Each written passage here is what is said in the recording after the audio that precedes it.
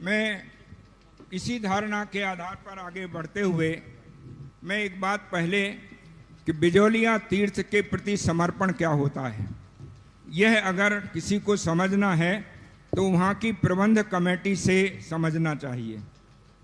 वहाँ विवाद हो गया, पूरे जैन समाज का अन्य समाज ने बहिष्कार कर दिया और वह बहिष्कार इतना तीव्र था कि उस समय की स्थिति कि नाई बाल नहीं काटता था, जैनों के जो स्वीपर थे वो सफाई नहीं करते थे, स्कूल में अध्यापक पढ़ाते नहीं थे और उनके यहाँ कोई काम करने नहीं आता था। उस पीढ़ी के लगभग 1 से 3 वर्ष तक का जो समय था, उस समय का कोई भी बिजौलिया का जैन व्यक्ति पढ़ा लिखा नहीं है, माने उन 3 वर्षों में नहीं पढ़ा। सब अपने बाल, जैसे कोरोना में हम लोग अपने बाल काट लेते थे, वही स्थिति उस समय उनकी थी कि जैन लोग अपने ही आपस में बाल काट लेते थे। पाखाने की सफाई भी स्वयं करते थे उस समय, आज जैसे शौचालय की स्थिति नहीं थी। लेकिन उनके मन में एक भाव था कि मैं इस तीर्थ को नहीं छोड़ूंगा, और उस प्रशस्त भावना के कारण बाद में कोर्ट तक विवाद पहुंचा और एक जज ऐसे आए कि जिन्होंने जैनों के पक्ष में निर्णय दिया और बिजौलिया तीर्थ बचा। और बिजौलिया तीर्थ बचा ही नहीं, जब बचने के बाद वहाँ एक लोलार्क नाम के श्रेष्ठी हुए हैं, जिन पर पूज्य गंभीर सागर जी महाराज ने वहाँ एक नाटक भी प्रदर्शित करवाया था कि लोलार्क के सपने में आया कि यहाँ कोई प्रतिमा, एक कुंड है और उस कुंड में कोई प्रतिमा है पार्श्वनाथ भगवान की, और जब उसकी सफाई की गई और उसमें देखा गया तो वो पार्श्वनाथ भगवान की प्रतिमा मिली और उसे विराजमान किया गया और वहाँ से तीर्थ का उदय प्रारंभ हुआ। लेकिन कालांतर में वह प्रतिमा भी कहाँ चली गई ये किसी को नहीं पता।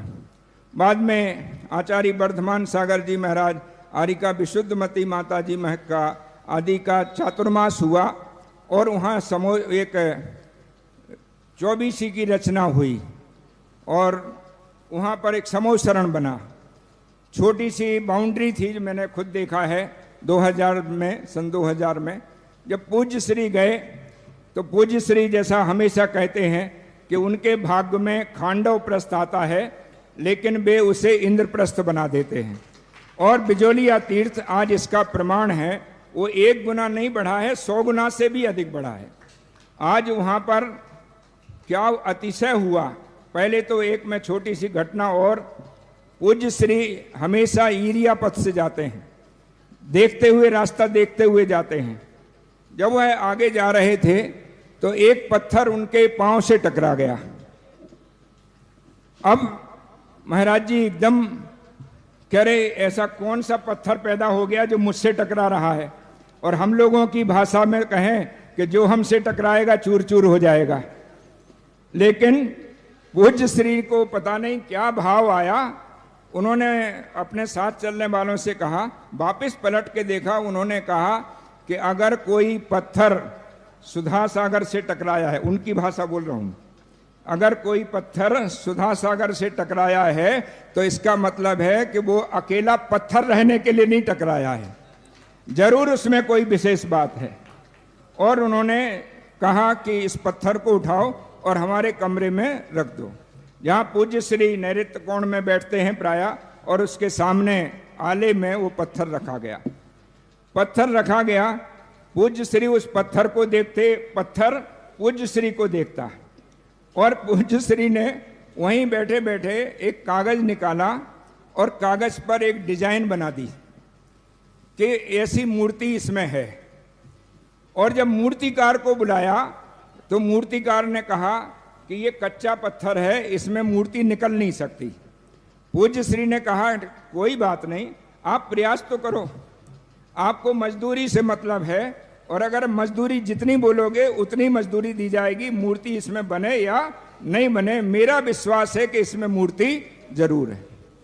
और उसने, पूज्य श्री ने उसमें नीचे सर्प बनाया, ऊपर पार्श्वनाथ भगवान को बिठाया, जो आकार दिया था वह आकार जो सबसे लोलार कुंड के बगल में जो नीचे तलघर है, उस तलघर में वो मूर्ति विराजमान की गई और मूर्ति का जब चित्र संत शिरोमणि आचार्य श्री के पास गया, उन्होंने उसे देखा तो सबसे पहले कहा, ये बताओ कि ये मूर्ति मिली कहां से, क्योंकि आज तक ऐसी अतिशयकारी मूर्ति नहीं देखी है। और आप लोगों को अतिशय नहीं लग रहा है, क्योंकि अपन तो सिर्फ सुनते हैं, लेकिन जिन्होंने देखा है वो उसको समझते हैं। उस दिन से पहले यद्यपि आपके द्वारा चौबीसी का भव्य सुधार करके भव्य निर्माण हो चुका था, चौबीसी खुले में थी, छत डल चुकी थी, लेकिन उस मूर्ति के स्थापना करते ही, पंचकल्याणक होते ही बिजोलिया तीर्थ अंगड़ाई लेने लगा।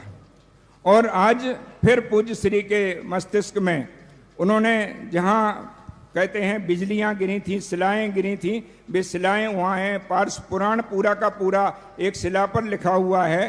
तो उस स्थान पर जाकर के पूज्य श्री ने ध्यान किया, सभी विद्वानों को लेकर के गए और वहाँ उन्होंने कहा कि यहाँ एक बार आप 108 बार मंत्र जाप करो और देखो क्या अनुभूति होती है।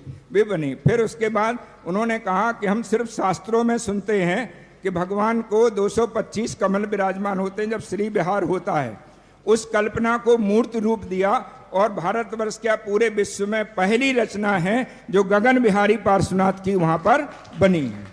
और उसके बाद भी कह रहे मन में था पूज्य श्री के मस्तिष्क में, मस्तिष्क जब वो एक महात्मा गांधी के बारे में किसी ने कहा था कि अगर जब महात्मा गांधी नहीं रहे तो इनकी खोपड़ी मुझे दे देना और हम इसका अध्ययन करेंगे कि इसमें आखिर है क्या क्या। खोपड़ी तो छोटी है, यहाँ मैं अभी खोपड़ी नहीं कह रहा हूँ, पूज्य श्री का जो मस्तिष्क है वो, लेकिन उसमें क्या क्या भरा है और अभी क्या क्या निकलना बाकी है ये हम नहीं जान सकते। कोई सर्वज्ञ ही हो तो बता सकता है, कोई श्रेष्ठी आकलन नहीं कर सकता, विद्वान आकलन नहीं कर सकता। वो राह चलते चलते कब राह को निर्माण तक पहुंचा दें कोई नहीं कह सकता। तो पूज्य श्री ने वहां फिर एक विशाल काय बिंब की स्थापना, पार्श्वनाथ के बिंब की स्थापना होना चाहिए, और एक विशाल मंदिर आकार लिया और उसमें विशाल प्रतिमा स्थापित की गई। तो बिजोलिया जो तपोदय तीर्थ जिसका नाम दिया है, आज वहाँ तप के लिए भी स्थान है, आज वहाँ ध्यान के लिए भी स्थान है, आज वहाँ प्रतिदिन भक्तामर पार्श्वनाथ विधान वहाँ पर होता है। और ऐसा दिन नहीं जाता जिस दिन वहाँ शांति धारा के समय और 25-50 यात्री उपस्थित नहीं होते हों। ज्ञानाराधना के लिए वहाँ विद्यालय की स्थापना की और एक ऐसा वातावरण बनाया। कमेटी वहाँ प्राणपण से समर्पित है। वो जितनी बिजोलिया तीर्थ के प्रति समर्पित है उतनी ही पूज्य श्री के प्रति समर्पित है। और वो एक कहते हैं ना कि समर्पण की कोई भाषा, कोई शर्तें नहीं होती। आपके सामने जो भी समर्पित होता है ना अपनी भाषा रखता है और ना अपना भाव रखता है, लेकिन आप ऐसा आशीर्वाद देते हैं कि पहले चमत्कार होता है, फिर सब नमस्कार करते हैं, और पूज्य श्री उल्टी बात करते हैं कि पहले नमस्कार करो तो चमत्कार होगा। तो जिन जिन ने बिजोलिया तीर्थ में जाकर के तपोदय में नमस्कार किया है उसके जीवन में चमत्कार अवश्य हुआ है। ऐसे मैं बिजोलिया तीर्थ को भी नमन करता हूँ। बिजोलिया तीर्थ के निर्माता, प्रेरक, प्रेरणा स्रोत पूज्य श्री को भी नमन करता हूँ। और चूंकि मैं संयोजक हूँ और मैं ही बहुत अधिक समय ले लूँगा तो गड़बड़ी होगी, इसलिए मैं चाहता हूँ कि मैं यहीं विराम दूँ।